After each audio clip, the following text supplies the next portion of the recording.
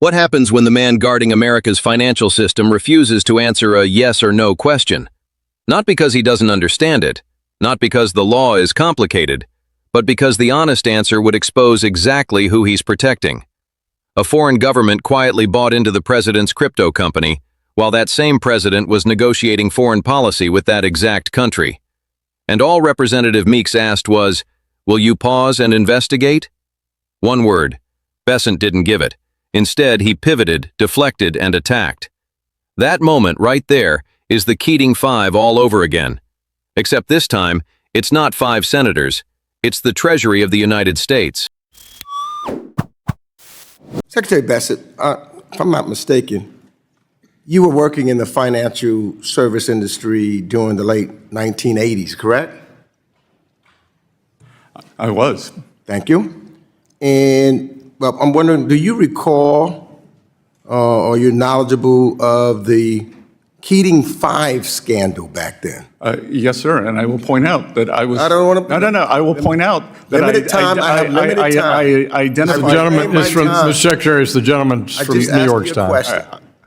So I just want to make sure that everyone knows, who doesn't know, that the Keating Five scandal involved 5 U.S. senators accused of pressuring the Federal Home Loan Bank Board to expedite and give more consideration to the case of Charles Keating, Jr., who ran the California-based Lincoln Savings and Loans.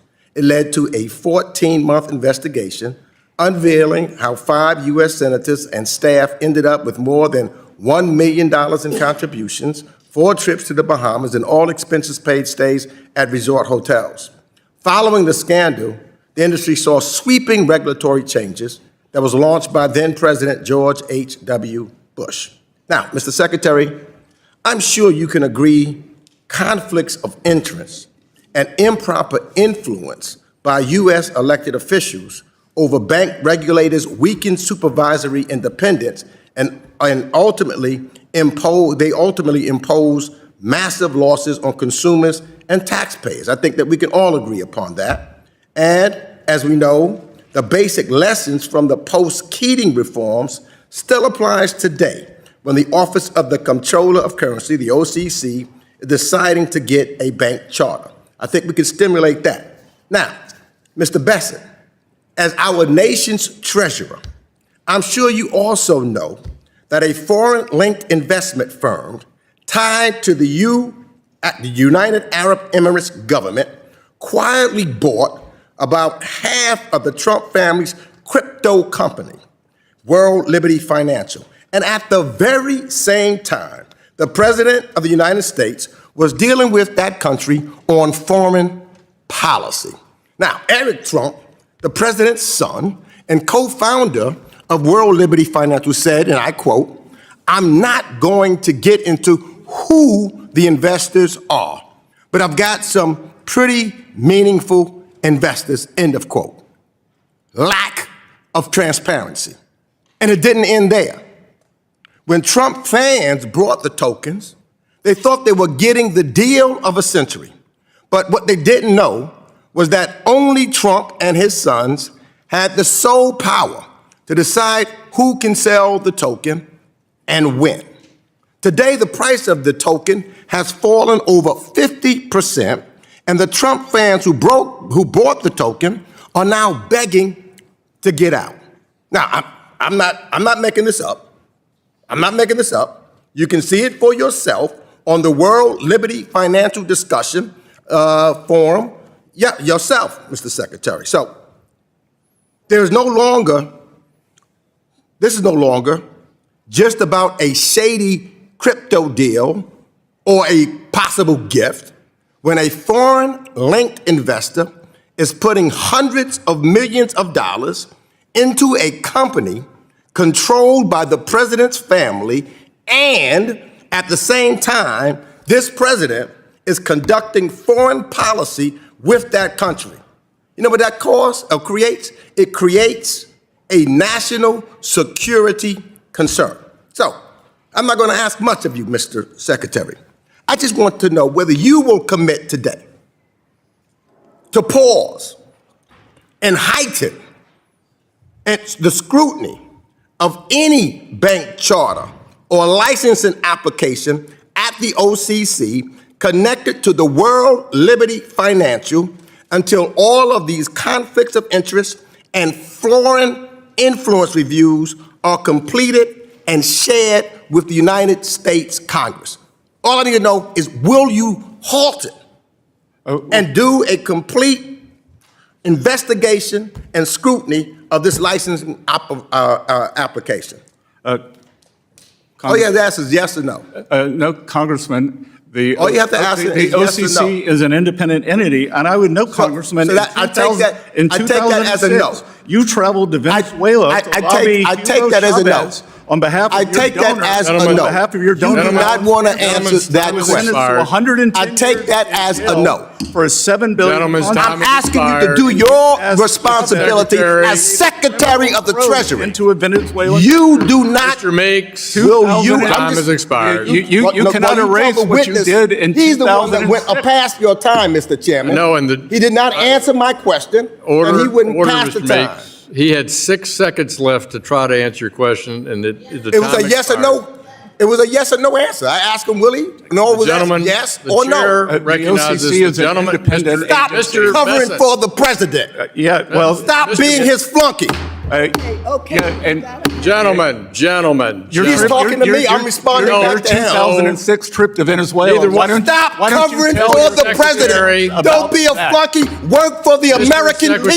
Mr. Meeks, trip to Venezuela. Work for the American people. Don't be a cover-up for a mob. Maybe you're going to see your friend Nicholas Maduro. Gentleman is not recognized. Mr. Bessent, please. I recognize the gentleman from Texas, Mr. Sessions. Okay, let me just validate what you probably felt watching that hearing end in complete chaos. Because if your gut told you something was very wrong in that room, your gut was right. But here's the thing. The chaos at the end is actually the least important part of this story. What matters is what happened before Bessent started throwing punches. And to understand that, we need to go back to 1989.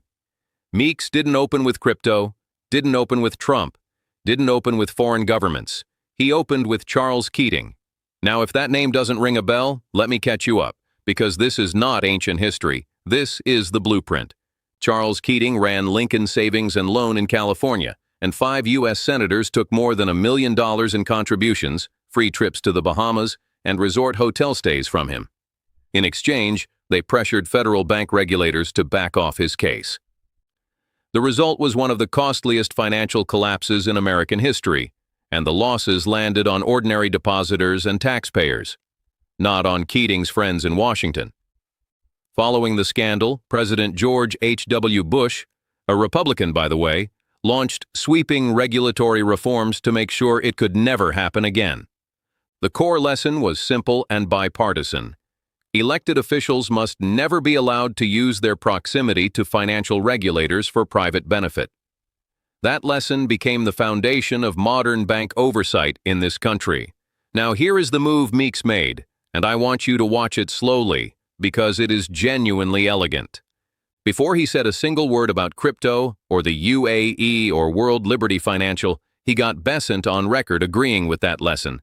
He asked, "Do you agree that conflicts of interest and improper influence over bank regulators weaken supervisory independence and ultimately impose massive losses on consumers and taxpayers?" Bessent said yes. He agreed.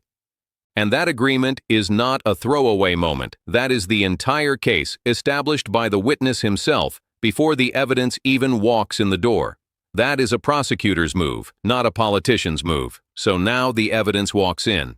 A foreign-linked investment firm connected to the United Arab Emirates government quietly acquired roughly half of World Liberty Financial shares, the Trump family's crypto company. At the exact same time, President Trump was conducting active foreign policy negotiations with the UAE. Now, it looks like a business relationship, and here is where it gets worse. Regular Trump supporters, not hedge funds, not sophisticated investors, ordinary people who believed in the brand, bought these tokens thinking they had a real opportunity. Eric Trump himself said he had some very meaningful investors, but declined to say who. What the token buyers were not told is that only Trump and his sons held the power to decide who could sell and when. The price collapsed over 50%, And right now, those same people are on public forums begging to exit a position they have no ability to exit. I want to sit with that for a moment because it tends to get buried under the bigger political story. These are not Wall Street traders who modeled their downside risk on a spreadsheet. These are people who trusted the president's name on a financial product, and they are now trapped in it. That is a consumer protection failure. That is a disclosure failure. And depending on how the regulatory picture develops, it may be something considerably more serious than that. Which brings us to the actual question Meeks asked. The Office of the Comptroller of the Currency, the OCCE, is currently processing banking charter and licensing applications that are, according to Meeks, connected to World Liberty Financial. His ask was this: will you pause those applications and heighten scrutiny until the conflicts of interest and the foreign influence questions are fully reviewed and reported to Congress? Not cancel, not deny, not launch a criminal investigation. Just pause. And I want you to understand what kind of ask that actually is, because Bessent's response tried very hard to make it sound unreasonable. Pausing a regulatory application pending a conflict of interest review is not a radical act. It is the most basic, institutionally conservative, Keating lesson compliant response available. I don't want you to miss this part. When a witness in a congressional hearing cannot answer a policy question on the merits, two options are available. Option 1. Give the substantive response, explain the legal constraint, cite the institutional limitation, and let the record show you engaged seriously. Option 2. Attack the person asking. Bessent chose option 2. And that choice is itself a form of testimony. Because if there was a clean answer available, a legitimate legal reason why the Treasury Secretary could not flag a concern, could not ask a question, could not even formally acknowledge the conflict of interest, he would have given it. That is always the smart play. That is always the safe play. The fact that he went personal instead tells you the clean answer did not exist. Now, Bessent's technical shield was that the OCC is an independent entity. And in a narrow procedural sense, that is not wrong. The OCC does carry institutional independence, and that independence exists for a reason, specifically to prevent the kind of political interference that produced the Keating disaster in the first place. But here is what Bessent quietly left off the table. The OCC is a bureau of the United States Department of the Treasury. The Comptroller of the Currency is a presidential appointee confirmed by the Senate. The Treasury Secretary is not a passive bystander to the OCC. He is the senior official in the department that houses it. Invoking institutional independence as a reason not to even raise a concern is not respecting the institution. It is hiding behind it. And the downstream cost of that hiding is something most people never get to see.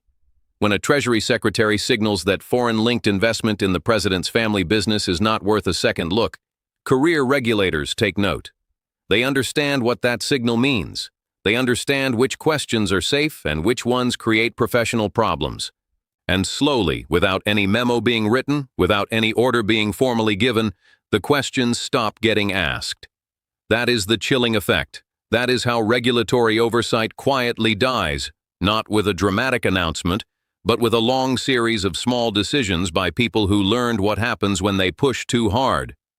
The retiree whose savings institution is being reviewed by regulators who've learned to look the other way doesn't know any of this happened. The small business owner trying to get a fair shot at a banking relationship in a market where the rules are being quietly bent doesn't know either. But the connection is real, and it is direct. When the people at the top of our financial oversight system demonstrate that certain questions are off limits, the protection that system provides everyone else becomes conditional. And conditional protection is not protection. Here is the line I want you to carry out of this. Meeks built a trap using Bessent's own words, walked the evidence in methodically, and asked for the most modest possible institutional response to a documented conflict of interest.